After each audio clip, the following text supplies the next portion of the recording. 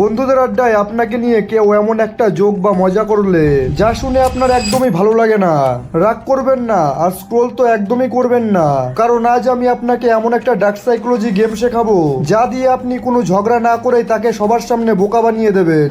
প্রথম কাজ, তাকে কোনো রিয়াকশন দেবেন না, এমন ভাব করুন যেন আপনি তার কথা শুনতেই পাননি। এরপর একদম শান্ত গলায় তার চোখের দিকে তাকিয়ে বলুন, কি বললি ভাই, আর একবার বলতো।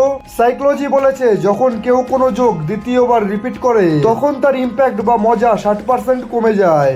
দ্বিতীয় কাজ, সে যখন জোকটা আবার রিপিট করবে তখন এমন একটা এক্সপ্রেশন দিন যেন আপনি ব্যাপারটা বুঝতেই পারেননি। তখন একটু কনফিউজ হয়ে জিজ্ঞেস করুন, মানে এর মানেটা কি হলো।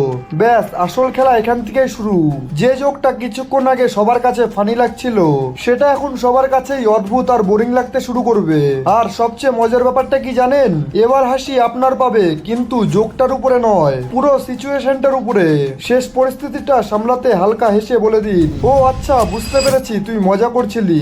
এই ট্রিকটা এতই সাইলেন্টলি কাজ করে যে সামনের মানুষটা বুঝতেই পারে না যে আপনি কখন পুরো অপমানটা তার দিকে ঘুরিয়ে দিয়েছেন। নিজেকে শান্ত রেখে অন্যের মাইন্ড নিয়ে খেলতে আর এমন সব ডার্ক সাইকোলজি শিখতে পেজটি এখনই ফলো করুন।